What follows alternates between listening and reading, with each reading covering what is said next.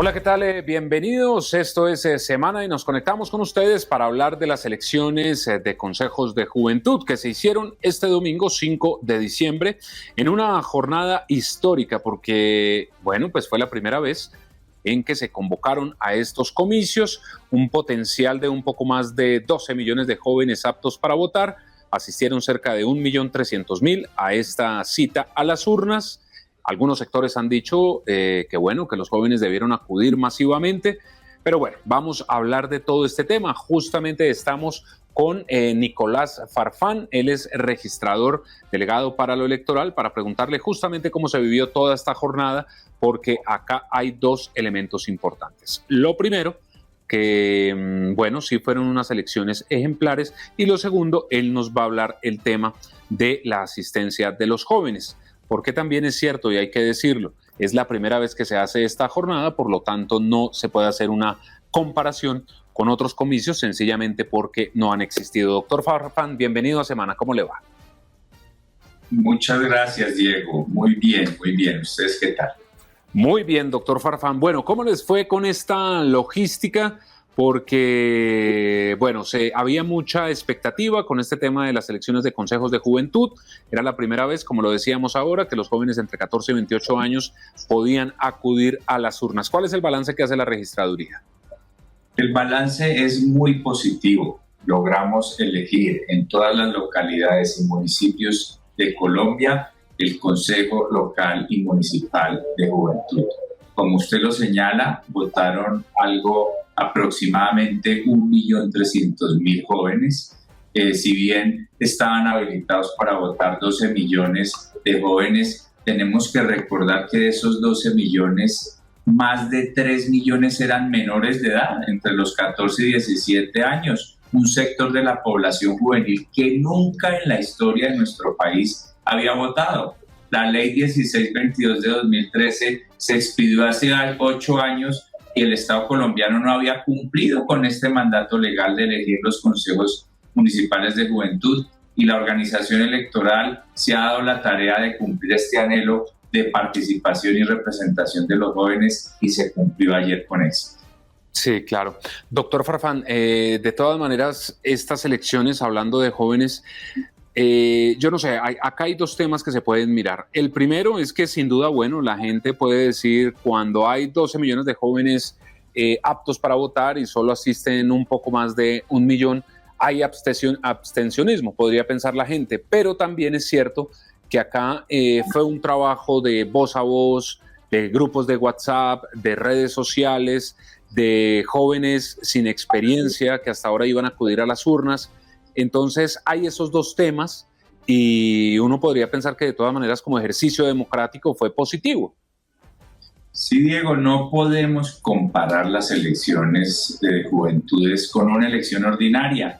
¿Por qué? Primero, los consejeros elegidos no van a tener salario, no tienen remuneración. Segundo, las listas inscritas y los candidatos no tienen derecho a gastos de campaña, no recibirán reposición de gastos por los votos depositados. Es decir, es una campaña que se hizo a pulso, por convicción, a través de limitados recursos con los que cuentan los jóvenes, y lograron sacar 1.300.000 jóvenes a las urnas, a la calle, a votar democráticamente. 1.300.000 votos en la elección del año 2018 para Senado de la República, eligió 9 curules en el Senado de la República, lo cual no es una cifra menor en nuestra democracia. Claro. Doctor Farfán, se habló ayer al inicio de la jornada, el senador Jorge Enrique Robledo aseguró que hubo un cambio de normas o de reglas del juego en la elección de consejos de juventud. Aseguró que se expidió un documento con el cual se permitía que una persona votara 2 veces. ¿Cuál es la realidad de este tema? ¿Qué fue lo que pasó? No fue un cambio en las reglas del juego, fue una medida administrativa de carácter excepcional que solo aplicaba en los municipios zonificados de Colombia, que son los más grandes, incluidas las capitales, que solo aplicaba para los menores de 14 y 17 años, y se originó en razón que cuando hubo la incorporación automática en el censo de los jóvenes ordenada por el Consejo Nacional Electoral, Para el caso de los menores de edad, se incorporaron en el lugar donde se había expedido su tarjeta de identidad.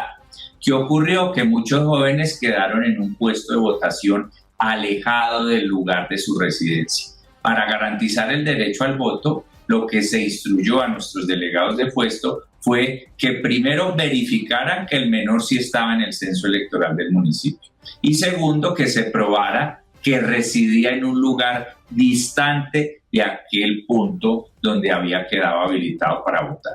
La ley establece unas causales excepcionales para autorizar el voto y dentro de ellas está la omisión del censo. Aquí no había propiamente una omisión del censo, pero sí había una distorsión porque el joven había quedado incorporado en el puesto de votación muy alejado de su residencia y tuvimos durante la semana pasada el llamado de padres angustiados porque veían el deseo de su hijo menor de edad de votar, pero que lo veían muy difícil de cristalizarlo porque está ubicado en un puesto de votación alejado de su residencia. Claro. Aclarado este tema, doctor Farfán, y hablando ya de los resultados como tal, fue muy rápido el proceso. Sobre las 5 de la tarde ya un gran porcentaje de mesas escrutadas, ¿no? Hoy están en los escrutinios, ¿verdad? Ya para conocer los resultados oficiales. Así es, el día de ayer pues los jurados de votación desarrollaron el escrutinio de mesa y la Registraduría Nacional hizo su habitual preconteo, que como históricamente lo ha realizado y una vez quedó demostrado su capacidad, su eficiencia para entregar resultados rápidos, oportunos y claros a la ciudadanía el mismo día de las elecciones. Hoy han iniciado los escrutinios que esperamos que concluyan durante esta semana para que ya quede conformado el Consejo Local y Municipal de Juventud entre los 3 sectores que participaron, las listas independientes, los procesos y las prácticas organizativas de la juventud y los partidos y movimientos políticos. Pero, Diego, yo quiero comentarle algunos datos y reflexiones que nos deja esta elección, como por ejemplo que la lista más votada de lista independiente en el municipio de Cali es Cali en Resistencia, una lista que proviene de los jóvenes que estuvieron en las marchas y en la protesta social, lo que nos está mostrando que este escenario de participación democrática sí está cumpliendo su objetivo y es canalizar las demandas de esta ciudadanía juvenil a través de las instituciones para que establezcan el diálogo con los mandatarios locales una vez se posesionen. Claro, doctor Farfán, mire, estoy abriendo acá justamente, aquí en Semana mostramos esos datos y usted está haciendo referencia, por ejemplo, a Cali en Resistencia. También está Medellín nos une, un pacto por la vida, primero Neiva por la juventud, el movimiento político Juego Limpio y Equipo Azul. Esto listas independientes. Y justamente, bueno, durante todo este proceso de los consejos de juventud, lo que se buscaba era eso, que justamente estos jóvenes que salieron a las calles, que estaban inconformes, pues que bueno, tuvieran la oportunidad de tener esta participación, estar en algunas de estas curules para integrar este Consejo Nacional de Juventudes y bueno, pues ahí están ya los resultados. Por ejemplo, también dentro de las listas de procesos y prácticas organizativas más votadas, Asociación Red Departamental de Jóvenes del Cauca, Primero País, Movimiento Somos, Centro de Pensamiento Pioneros. Además que hubo algo bastante particular, doctor Farfán, y es lo que, bueno, se ha buscado en la reforma política que no se ha podido consolidar, y es la paridad de género, las listas cremallera y listas cerradas.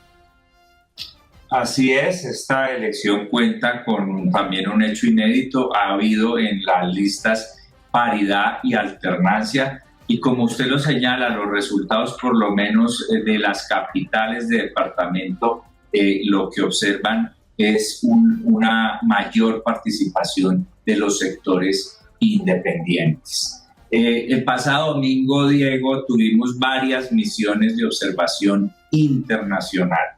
Todos los visitantes internacionales, miembros de organismos electorales y de entidades especializadas están sorprendidos de este fenómeno en Colombia y de cómo los consejos locales y municipales de juventud se constituyen como un espacio de participación. Una de estas misiones fue la de la OEA, en cabeza de su secretario general, que estuvo en nuestro país. Al final de la jornada ha declarado que el caso colombiano y la implementación de este modelo de democracia juvenil es un ejemplo para el hemisferio y que esta experiencia debe presentarse en la Asamblea de la Organización de Estados Americanos. Bueno, pues doctor Farfán, gracias por haber estado aquí en Semana, explicar el tema de los resultados, que como usted bien lo ha dicho, hoy se están adelantando los escrutinios, una participación de jóvenes que sí, es cierto, por supuesto todo el mundo hubiera querido que participaran muchos más, pero también, como lo dijo el registrador Alexander Vega, como lo dijo el presidente Iván Duque, pues marca un hito en la historia. Estos jóvenes estarán durante 4 años en las curules, doctor Farfán, y ya queda establecido entonces cada 4 años las elecciones de consejos de juventud también, ¿no?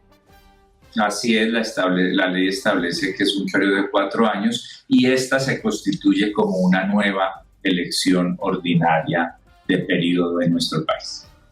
Una pregunta, doctor Farfán. En 4 años hay la posibilidad de que coincidan estas elecciones con, por ejemplo, la elección al Congreso, o siempre tiene que hacerse de manera separada. La ley estableció que no puede coincidir con otra jornada electoral, pero bueno, pues, podríamos analizar en un futuro buscar una fecha que resulte adecuada para los diferentes actores políticos. Claro, porque el constitucional de los elegidos.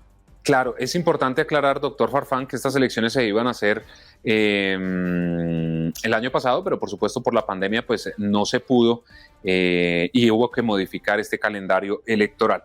Doctor Nicolás Farfán, gracias por haber estado en Semana, que esté muy bien.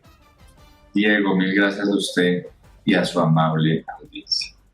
Y a ustedes también gracias por estar con nosotros. Ya saben que nos encuentran en todas nuestras redes sociales y por favor ingresen a www.semana.com. Allí encontrarán todas las noticias de Colombia y el mundo. Que estén bien.